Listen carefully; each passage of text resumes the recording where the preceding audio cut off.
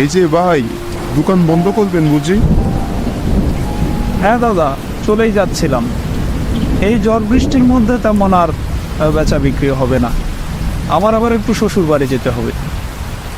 আচ্ছা তা বেশ, কিন্তু আমার যে কিছু সদাই কেনার ছিল। তা আপনার কী লাগবে বলুন, আমি দিয়ে দিচ্ছি।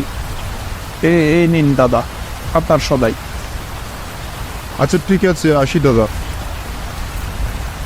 আমি অনেক এই ছোট্ট মুদিখানা দোকানটা চালাই। গত 5 দিন ধরে একটা বৃষ্টি পড়ে চলেছে। দোকানে তেমন কোনো খদ্দেরও নেই।